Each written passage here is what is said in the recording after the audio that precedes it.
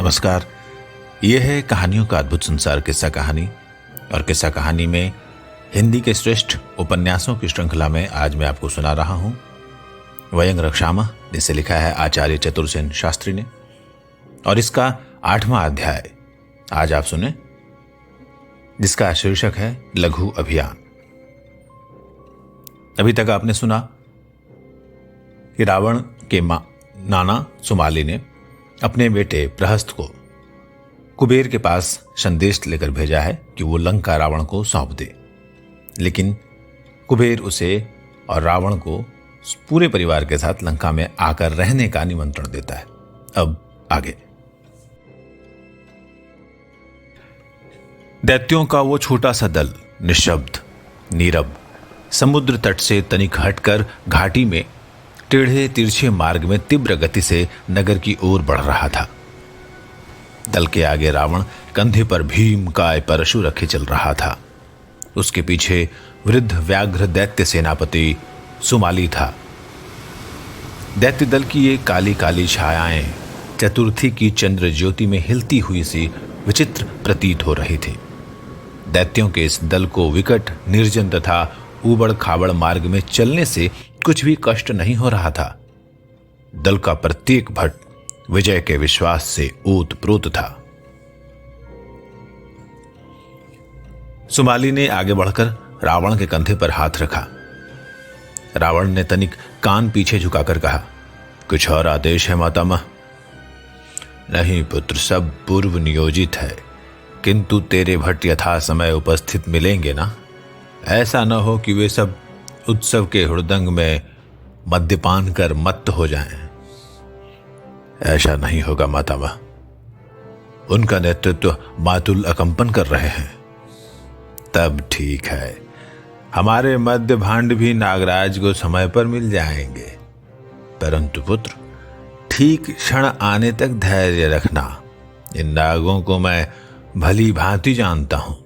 विष और मद्य इन्हें अभिभूत नहीं करते। ये दिव्य औषधि का सेवन करते हैं और सोमपान करते हैं। इसी से एक प्रकार से ये सब मृत्युंजय हैं। चिंता मत कीजिए मातामह, रावण का ये परशु किसी मृत्युंजय की आन नहीं मानता। और फिर हमें उनके प्राण लेने का क्या प्रयोजन है? हम तो द्वीप पर अधिकार चाहते हैं। यदि नाग हमारी रक्ष संस्कृति को स्वीकार कर लें तो हमारी ओर से वही द्वीप पर शासन करें। ये सब पीछे देखा जाएगा पुत्र। पहले युद्ध, पीछे राजनीति। ये देखो, सामने ही पुर है। आशा करता हूं नगर द्वार पर हमें अपने भट्ट मिल जाएंगे। द्वार के निकट ही हमारे भट्ट छिपे हुए, तो अब हमें सावधान रहना चाहिए। आप केवल दल का पृष्ठभाग संभालिए नाना जी, मैं सब निपट लूंगा। नगर में हमारे मित्र बहुत हैं। राज्यसभा में भी हमारे मित्र हैं।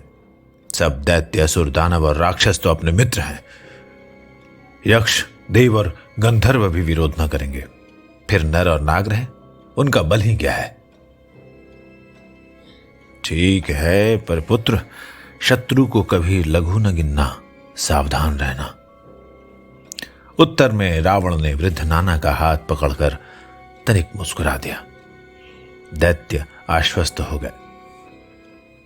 कुछ ठहरकर रावण ने हंसकर कहा, मातामह, आप तो नागपति के पिता के मित्र हैं। वज्रनाभ आपका स्वागत ही करेगा। नहीं तो क्या। और जब मैं उससे कहूंगा कि ये दिग्पति धनेश कुबेर का अनुज दशानन रावण है, तो वो संभ्रम तुम्हें अभ्युत्थान देगा। स्वस्ति। तो हमारे सर्वोपरि अस्त्र ये मद्यभांड हैं। ये रत्नमणि भी अस्त्र ही समझ पुत्र। जब हम ये सब स्वर्ण, रत्नमणि और मद्यभांड उसे मैत्री भाव से भेंट करेंगे तो आनंद से उन्मत्त होकर वो हमारी ही लाई हुई सुरा का सब सचिव सहित पान करेगा। इन नागों को हमारे मसालेदार मद्य बहुत प्रिय है, और मेरी बनाई हुई सुवासित मद्य जो एक बार पी लेगा उसे भूलेगा नहीं। वो असंयत हो जाएगा। बस हम ज्यों ही उन सबको मदमत्त और असावधान देखेंगे, अपने शेष कार्य संपूर्ण कर लेंगे। इससे उत्तम युक्ति क्या हो सकती है मातामह? परंतु आप क्या नागपति वज्रनाभ को पहचानते हैं? उसका पिता मेरा कृपा पात्र तथा मित्र था। उसने एक बार असुरों के विरुद्ध सम्मुख युद्ध में मेरी सहायता की थी।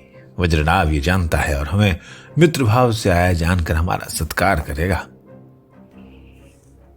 तो हम उसे जय करके मित्र ही बना लेंगे मातामह। जैसा संयोग होगा, वध भी करना पड़ सकता है। देखिए, सम्मुख ही तो नगर द्वार है। अब सब कोई सावधान हो जाओ, मैं आगे चलकर द्वार खुलवाता हूं। वृद्ध असुर आगे बढ़ा। अवरुद्ध द्वार पर आकर उसने पुकारा, द्वारम देहि, द्वारम देहि। राज द्वारपाल ने गोखे से सिर निकाल कर कहा, कौन हो तुम? नागराज के सम्माननीय अतिथि हैं, क्या तू नहीं जानता? आज नागराज हमारी अभ्यर्थना करेगा। बोल, तुझे आदेश मिला है? आदेश नहीं मिला है, चिन्ह है। चिन्ह भी देख ले। बूढ़े दैत्य ने बगल से एक नरसिंहा निकालकर जोर से फूंका। इधर उधर छिपे बहुत से दैत्यों ने आकर उस सुभट का सिर काट लिया और द्वार खोल दिया। सभी दैत्य नगर में घुस गए। द्वार अवरोध करता युद्ध करने लगे, परंतु रावण द्वार पर रुका नहीं। वेग से अपने सुभटों को संग लिए राजप्रासाद की ओर बढ़ता चला गया। जो 2-4 नाग सुभट द्वार रक्षा में उपस्थित थे, उन्हें मारकर असुरों ने द्वार अधिकृत कर लिया। किसी को भी ये बात कानो कान सुनाई नहीं दी। अब भेरी और नगाड़े बजाते हुए दैत्य राजद्वार में घुस गए।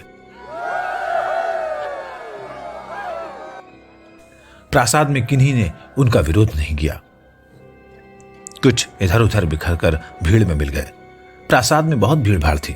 बहुत लोग प्रासाद में आ जा रहे थे। लोग ठौर ठौर मद्यपान करके कोलाहल मचा रहे थे। ये असुर भी जहां तहां इनमें घुसकर कोलाहल मचाने और मद्य पीने पिलाने लगे। वास्तव में आज नाग संवत्सर समारोह मना रहे थे। प्रासाद खूब सजा था। विविध वाद्यों के निनाद और लोगों के शोर के कोलाहल से कान नहीं दिए जाते थे। सभा भवन और मंडप खूब ठाठ से सजाए गए थे। सारे सभा मंडप में रंग बिरंगी पताकाएं फहरा रही थी। बीच में रत्न जटित मंडप था और उस पर स्वर्ण तार खचित वस्त्र पड़ा था। सभा में नर नाग दैत्य दानव असुर देव सभी उपस्थित थे। नागराज का सिंहासन सिंघल के बड़े बड़े मुक्ताओं से सजाया गया था। वहां अनेक प्रकार के सुगंध द्रव्य जल रहे थे। सभा मंडप के एक कोने में वादकों का एक दल मधुर वाद्य बजा रहा था।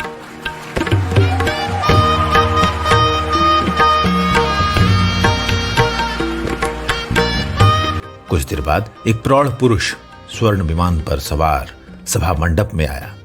दिव्यांगनाएं वो स्वर्ण विमान उठाए हुए थीं। बहुत सी वार वनिताएं उसके आगे मंगलगान करती चली आ रही थीं।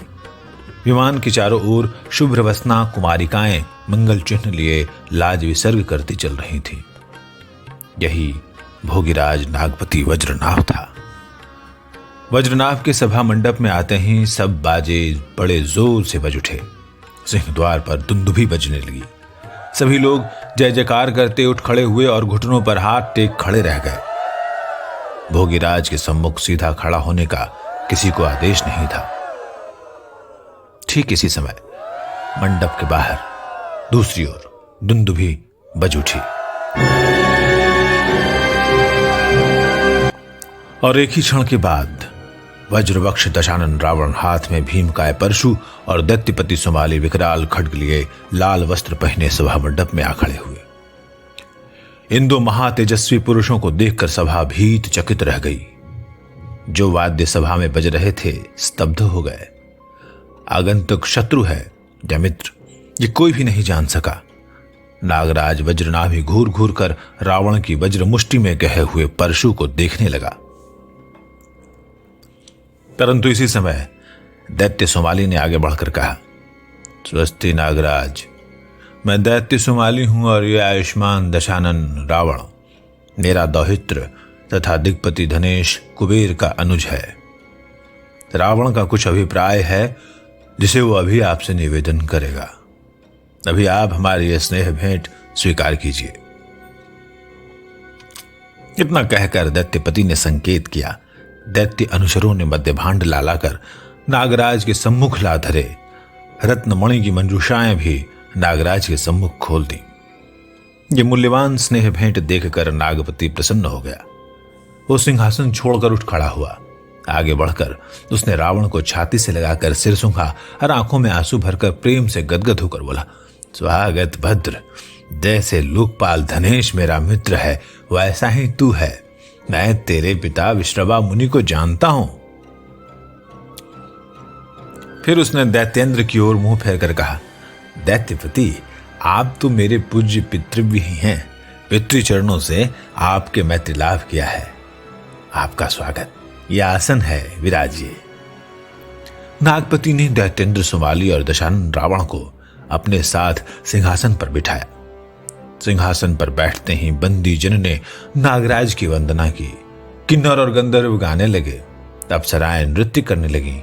जिसके बाद नागराज के आदेश से मद्यपान चला। मरकत के पात्रों में मद्य भर भर कर नागों ने अतिथियों के हाथ में दिए। मद्य पीकर दैत्य संग प्रहर्षित हुए। अवसर पाकर सुमाली ने दैत्यों को संकेत किया। दैत्यों ने मद्य भांडों से मद्य उड़ेल उड़ेल कर नागों को पिलाना आरंभ कर दिया। नागराज ने हंसकर सुमाली दैत्य के हाथ से सुवासित मद्य लेकर पिया।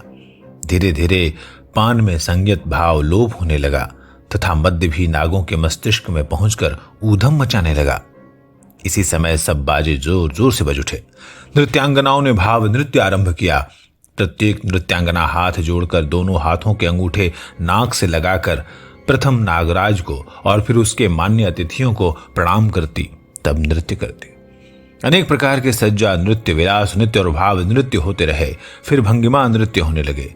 प्रत्येक नृत्य नाटक में गायक और वादक के साथ कहानी भी चलती थी। जिसके बाद युद्धाभिनय हुआ। देवासुर संग्राम की भूमिका चलने लगी। धीरोदात्त पात्र अभिनय करने लगे। मद्य पात्र धूमधाम से चल रहा था। नागराज आनंद अतिरेक में बहुत सा मद्य पी चुके थे। दैत्य उन्हें ढाल ढाल कर और भी मद्य देते जा रहे थे। सुमाली उन्हें बढ़ावा दे रहा था। अकस्मात बाहर बहुत सा गोलमाल सुनाई दिया।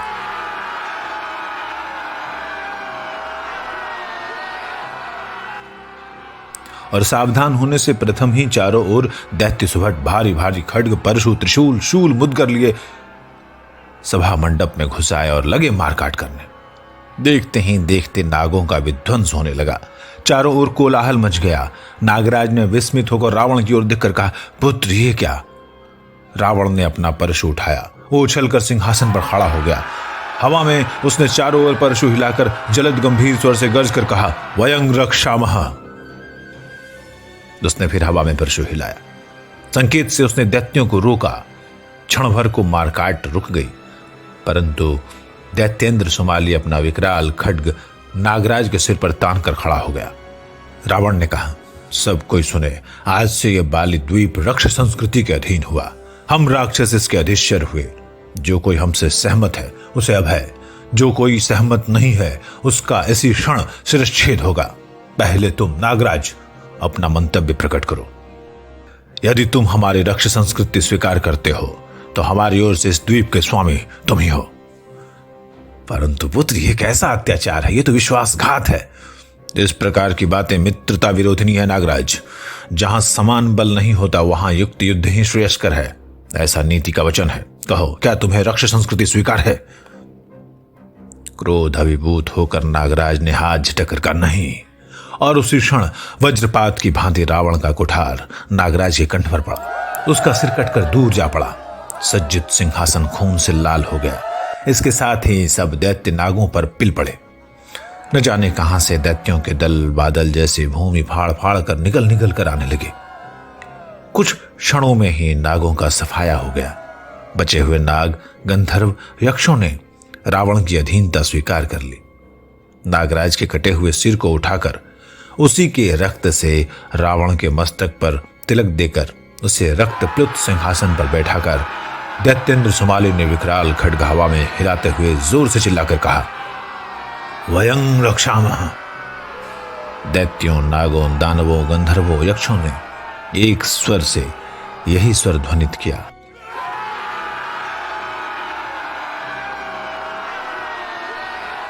बाली द्वीप में रावण की आन फिर गई। नागों के उस भव्य प्रासाद को रावण और उसके साथ ही दैत्यों ने अधिकृत कर अंतःपुर पर अपने पहरे बिठा दिए। इस समय 3 प्रहर रात व्यतीत हुई थी।